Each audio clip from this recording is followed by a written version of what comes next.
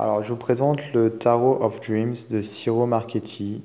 Donc, c'est un coffret qui inclut le livre et le tarot. Ciro Marchetti est assez connu et il fait pas mal de jeux. Il a un univers bien particulier, puisque souvent ce sont des cartes assez féeriques, un univers, oui, qui fait rêver. Donc là, le livre est en anglais puisqu'il s'agit de l'édition américaine. C'est la réédition de 2015. Euh, donc on a ici des symboles.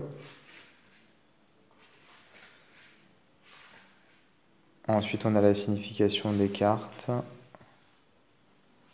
Oui, quand je dis symboles, c'était les correspondances entre les symboles, les significations des symboles.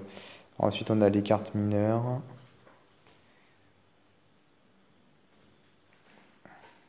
Et une méthode de tirage. Alors, les cartes. Que je fasse pas de bêtises. Donc, les cartes, les voici.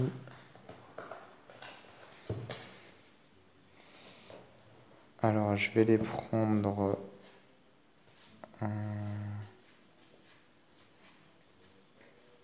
comme ça, voilà.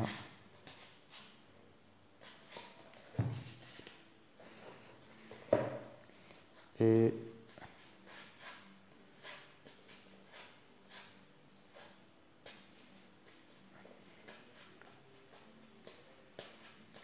comme ça, voilà. Donc, hop. Alors, on a une carte qui s'appelle Tree of Life, l'arbre de vie.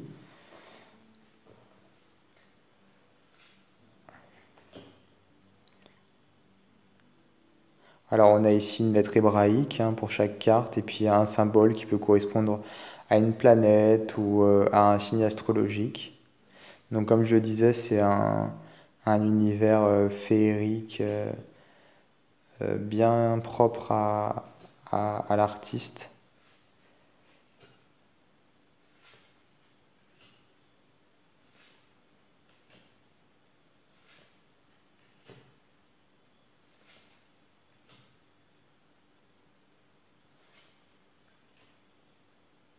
Et en même temps très moderne.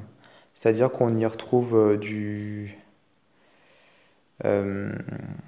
de l'ancien finalement, un côté un peu médiéval et oui, finalement, qui date quoi, avec qui est mélangé à un univers moderne, futuriste. Finalement, ça fait assez heroic fantasy.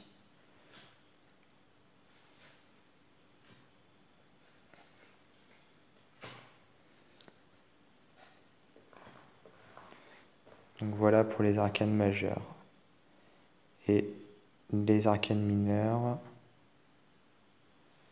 Alors pour les deniers, on a la couleur verte.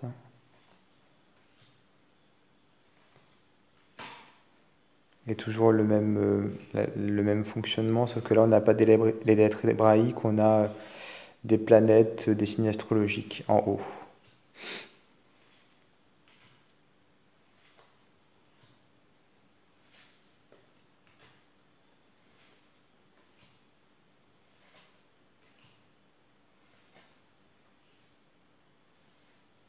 Et en plus d'avoir donc le cavalier, enfin le valet, la reine et le roi, on a aussi le palace, le château en fait.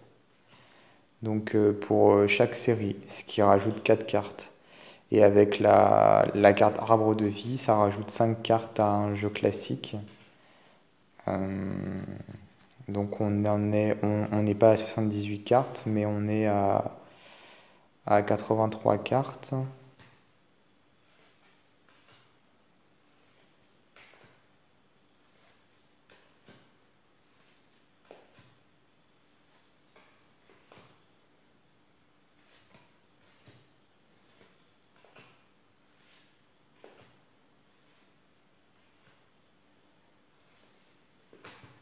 Voilà, je ne l'ai pas mentionné, mais bon, on peut voir que chaque élément étant associé à une série de cartes, denier, coupe, bâton, etc.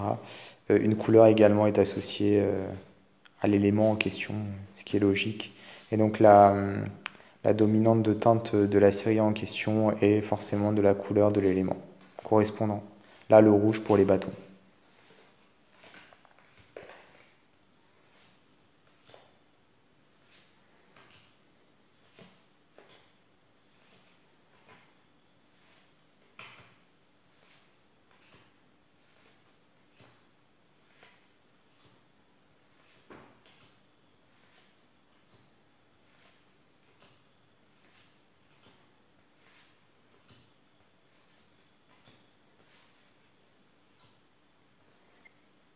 Et voilà le 2 des cartes.